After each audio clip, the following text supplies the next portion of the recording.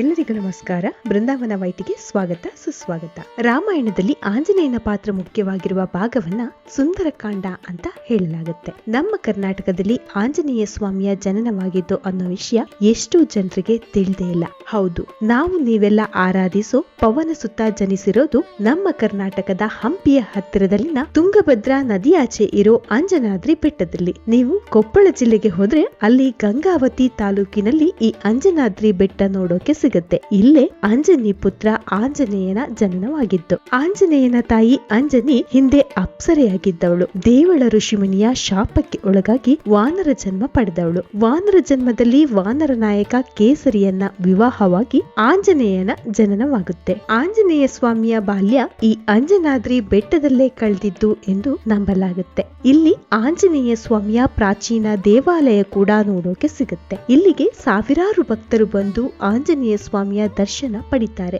ಕರ್ನಾಟಕ ಸರ್ಕಾರ ಕೂಡ ಈ ಸ್ಥಳವನ್ನ ಹನುಮಂತನ ಜನ್ಮಭೂಮಿ ಎಂದು ಅಧಿಕೃತವಾಗಿ ಘೋಷಿಸಿದೆ. ಇನ್ನು ನಾಸಿಕ್ ನಲ್ಲಿರುವ ಅಂಜನೇರಿ ಪರ್ವತವನ್ನು ಕೂಡ ಆಂಜನೇಯನ ಜನ್ಮಸ್ಥಳವೆಂದು ನಂಬಲಾಗುತ್ತೆ. ಇಲ್ಲಿ ಅಂಜನಾ ಮಾತೆಯ ಪ್ರಾಚೀನ ದೇವಾಲಯವೂ ಕೂಡ ಇದೆ. ಆದ್ರೆ ಪುರಾಣದಲ್ಲಿ ಹಾಗೆ ವಾಲ್ಮೀಕಿ ರಾಮಾಯಣದಲ್ಲಿ ಹಂಪೆಯ ಭಾಗವೇ ಹೆಚ್ಚು ಉಲ್ಲೇಖವಾಗಿರೋದನ್ನ ನಾವು ನೋಡಬಹುದು. ಆಂಜನೇಯ ಸ್ವಾಮಿ ಚಿರಂಜೀವಿಯಾಗಿ ಸದಾಕಾಲ ಇರುವರೆಂಬ ನಂಬಿಕೆ ಇದೆ. ಪಂಚಮುಖಿ ರೂಪದಲ್ಲಿ ಪ್ರಸಿದ್ಧಿಯಾಗಿರುವ ಹನುಮಂತ ನರಸಿಂಹ, ಗರುಡ, ವರಹ ಮತ್ತು ಹಯಗ್ರೀವ ಮುಖವು ಶಕ್ತಿ, ಧೈರ್ಯ, ಬುದ್ಧಿ, ವಿನಯ, ಸೇವೆಯ ಸಂಕೇತವಾಗಿದೆ. ಪ್ರತಿನಿತ್ಯ ಹನುಮಾನ್ ಚಾಲೀಸ್ ಕೇಳೋದ್ರಿಂದ ಮನಸ್ಸಿಗೆ ಶಾಂತಿ ನೀಡುತ್ತೆ, ಅಲ್ಲದೆ ನಮ್ಮೊಳಗಿನ ಭಯವನ್ನ ನಿವಾರಿಸುತ್ತೆ. ಸ್ನೇಹಿತರೆ, ನೀವು ಕೂಡ ಪವನಸುತನ ಭಕ್ತರಾಗಿದ್ರೆ ಜೈ ಹನುಮಾನ್ ಅಂತ ಕಮೆಂಟ್ ಮಾಡಿ. ಹಾಗೆ ವಿಡಿಯೋ ಇಷ್ಟ ಆಗಿದ್ರೆ ಲೈಕ್ ಮತ್ತು ಶೇರ್ ಮಾಡಿ. ನನ್ನ ಚಾನೆಲ್ ನ ಸಬ್ಸ್ಕ್ರೈಬ್ ಮಾಡಿ, ನನಗೆ ಸಪೋರ್ಟ್ ಮಾಡಿ. ಸರ್ವೇ ಜನ ಸುಖಿನೋ ಭವಂತು. ಶುಭ ದಿನ ನಿಮ್ದಾಗ್ಲಿ.